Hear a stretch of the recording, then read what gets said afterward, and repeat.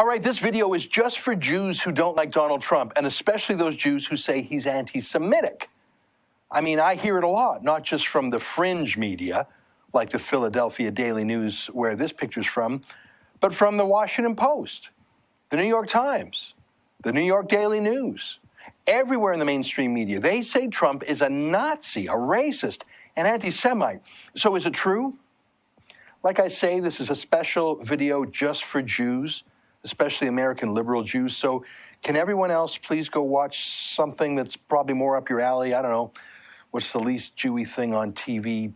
Duck Dynasty, probably? Okay? Okay, thanks. All right, look, my fellow Hebrews, I know you love the Democrats because most of the time being Jewish to you doesn't really have anything to do with the Jewish religion. I mean, at least not since your bar mitzvah. In North America, to most Jews, most of the time, it means just liking Jewish stuff. Like Larry David and Jerry Seinfeld and Sarah Silverman, and Amy Schumer, and Jewish food and taking a few extra days of holidays. It's a vague cultural pride thing, like bragging about how many Jews won Nobel Prizes or which Hollywood stars are Jewish or half Jewish. So yeah, culturally, most Jews are a fit with the party of the liberal elites, the party of New York and Chicago and LA and trial lawyers and professors and Wall Street types, the Democrats. So it's easy to sneer at Donald Trump, that striving blue-collar billionaire. I mean, look at him sitting in those golden chairs, so ostentatious. No Jew I know would ever be so nouveau riche, right? And the way he talks. It's a huge problem. The huge problem. That is a huge problem. Yeah, a noisy, mouthy New Yorker with huge real estate investments. Yeah, what Jew could possibly like a guy like that? But seriously, is Donald Trump really anti-Semitic? Every Democrat I follow on Twitter has tweeted pictures of Trump with his arm out, Heil Hitler style. I mean, of course, you can do that with anyone. So let me answer this charge in two ways. How does Donald Trump treat Jews in his own life? And even more important, how does he treat Jewish issues in his political life? What would he be like as president? Now, in his own life, I'm going to tell you something shocking. And it's actually the reason why I told all the non-Jews to stop watching this video. Here's a fact I don't really want conspiracy theorists to hear. All of Donald Trump's children are either married to or dating Jews. All of them. The most famous of his kids, Ivanka Trump, she married Jared Kushner, who's Jewish, and she converted to Judaism herself. She actually took a Jewish name, Yael Trump. Her kids, Trump's grandkids, are Jewish. They probably call him Zadie. But it's not just Ivanka. Donald Jr. is married to Vanessa Hayden, who's Jewish. Eric Trump is married to Lara Yunaska, who's Jewish. They married under a Jewish chuppah or wedding canopy at Mar-a-Lago, an exclusive club that used to ban Jews until Trump filed a massive lawsuit against the bigots to let the Jews in. And then there's Tiffany Trump, Donald Trump's other daughter by Marla Maples. She's not married yet, but she's dating a Jewish man named Ross Mechanic. Trump has one more kid with Melania. His name is Barron. He's just 10, so it's not yet 5 kids out of 5 who are with Jews, but I wouldn't bet against Barron dating a Jew, would you? That's in Trump's personal life. His company, the Trump Organization, pretty Jewy. Executive Vice President, Michael Cohen. Other Executive Vice President, Jason Greenblatt. Chief Financial Officer, Alan Weisselberg. There's a token Gentile as Chief Operating Officer. Pretty much the Shabbos goy who goes into the office by himself on Yom Kippur. Here's Donald Trump as a parade marshal at the Salute to Israel March in New York in 2004, a dozen years ago. He's been pro-Israel and pro-Jewish long before this campaign. And his campaign? Jewish. Stephen Miller, the firebrand speechwriter and spin doctor who also gives the warm-up speeches at the crowd for Trump's rallies? Jewish. I saw this, Michael Abood, communications coordinator. Sounds Muslim, right? No, Sephardi Jew. Steve Mnuchin, finance chair. Jewish, of course. So everywhere Trump goes, he's pretty much outnumbered by Jews. His own family, his staff, his circle of friends.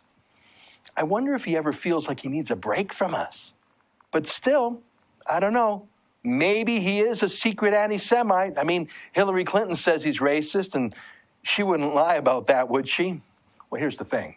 It is possible to pose for pictures with Jews and have Jews marry into your family and to speak at Jewish rallies and take Jewish donations and still be awful when it comes to policies about Jews in Israel and the threat of Muslim terrorism. I mean, Hillary Clinton and Barack Obama, they have plenty of Jewish friends, even though they have been the most hostile administration towards Israel in history. I mean, they lit the fire of the Arab Spring. They gave Iran permission to build nukes. So what about Trump's public policy positions? Well, in June, Trump gave the most amazing policy speech I've ever heard by a politician of any party outside of Israel, where he speaks so plainly and honestly about radical Islam and its war on Western values. I'm sure you have not seen it, because the media prefers to report on and debate the nuances of Trump's goofier tweets all day. But let me play for you 2 clips from that speech. You really owe it to yourself to watch the whole thing. Here's the first clip. We cannot continue to allow thousands upon thousands of people to pour into our country, many of whom have the same thought process as this savage killer. Many of the principles of radical Islam are incompatible with Western values and institutions.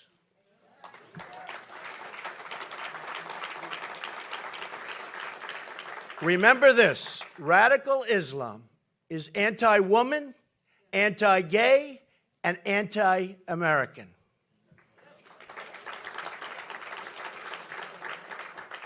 I refuse to allow America to become a place where gay people, Christian people, Jewish people are targets of persecution and intimidation by radical Islamic preachers of hate and violence. Have you ever heard Clinton or Obama or any Democrat talk that way? Of course not. Here's one more shorter clip. This is not just a national security issue. It's a quality of life issue.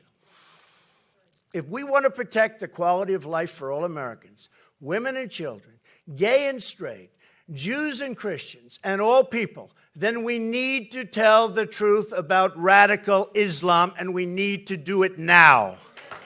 That's Trump. Brilliant speech. And it's not just something he started saying lately during the campaign. Speaking of tweets, here's a tweet Trump wrote about 5 years ago. The White House should stop publicly pressuring Israel on Iran. Iran's nuclear program is the threat, not Israel's right to self-defense. That's great. Here's another from 2011. He said, why is the UN planning to attack Israel's sovereignty and ignore Iran's nuclear program? The U.S. should look at future funding. Here's one more about the United States funding Hamas. He wrote, bad move. Barack Obama released $147 million in aid to the Palestinians. That money is going to Hamas. That's Donald Trump. There has never been a more pro-Israel candidate for president ever. So what about Hillary, though? I mean, she's certainly done the Jewish fundraising circuit in America. She says all the right things at AIPAC conferences, but when she's in the Middle East, well, let's put it this way. She follows the money, which obviously starts with the most anti-Semitic, anti-Christian, anti-woman dictatorship in the world, Saudi Arabia. Hillary loves the Saudis, and they love her. They gave her foundation $25 million, just as a gift.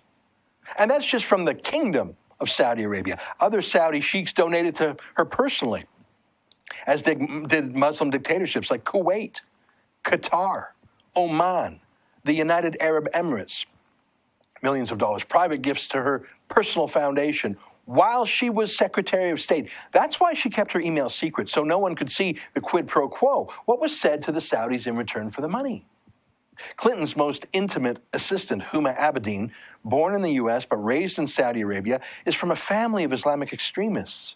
Huma worked with the Muslim World League, an organization funded by the Saudi government that was used by Osama bin Laden to finance his operations. And even after 9/11, Huma was still working for the extremist Journal of Muslim Minority Affairs with her sister, her brother, and her mother. The Muslim extremism is the family business, and now she's Hillary Clinton's top aide. But Clinton has always been close to Muslim extremists. Even before she set up a foundation to make money off it, here she is more than 15 years ago, hugging Suha Arafat, then the wife of Yasser Arafat, moments after Suha Arafat had accused Jews of using poison gas on Palestinian babies. Clinton kissed her after she said that. But you don't need to go back 15 or 20 years. Just look at what Clinton did during her term as Secretary of State. She pushed ahead with the nuclear deal for Iran. She supported Mohammed Morsi of the terrorist Muslim Brotherhood in his takeover of Egypt. And she stood by him as he started to bring in Sharia law in Egypt. And Clinton objected when the Egyptian army helped topple Morsi and restore order. Clinton and Obama were the architects for the extremely hasty total withdrawal and abandonment of Iraq against Pentagon advice. It happened so quickly, it created the void filled by the Islamic State terrorists. Clinton loved to topple steady, stable regimes, especially those that were the most benign towards the West, Egypt and Libya's Muammar Gaddafi. Even though Gaddafi had renounced weapons of mass destruction, paid billions in reparations to the UK for terrorism, and said he wanted to be an ally, Clinton took him out. We came, we saw, he died. Did it have anything to do? Yeah, she helped topple Gaddafi, and she stood by as Islamic radicals took over the country. Stood by as Muslim terrorists murdered 4 U.S. citizens, including the ambassador, blaming it on a YouTube video. The fact is, we had 4 dead Americans. Was it because of a protest, or was it because of guys out for a walk one night who decided they'd go kill some Americans? What difference at this point does it make? Clinton knew it was Muslim terrorists, but she was part of the lie to cover it up to protect Obama's re-election chances. Clinton never says the words Islamic terrorism. She just can't say them.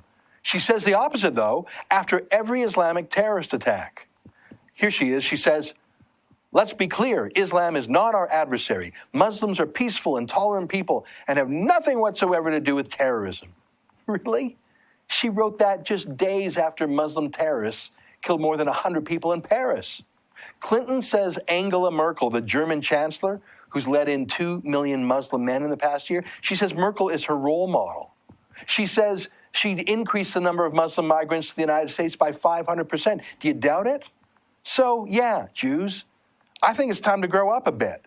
If being Jewish to you is just about bagels and remembering the Holocaust, then vote for whoever. If you hate the Republicans because your family always voted Democrat and you think Trump is a bit much, vote for whoever. But if you actually mean what you say, that the rise of Muslim anti-Semitism and terrorism and threats to the Jewish people and threats to Israel are important to you, then give your head a shake. Hillary Clinton is the most anti-Israel candidate in history who has taken tens of millions of dollars from Muslim dictators, who has a Saudi radical as her most intimate advisor, and who promises to bring in countless Muslim migrants to the heart of America. And then there's the guy with 8 Jewish grandchildren, Jewish advisors, a pro-Israel foreign policy, and a national security immigration policy. Pretty easy choice, I think. For the Rebel.media, I'm Ezra Levant.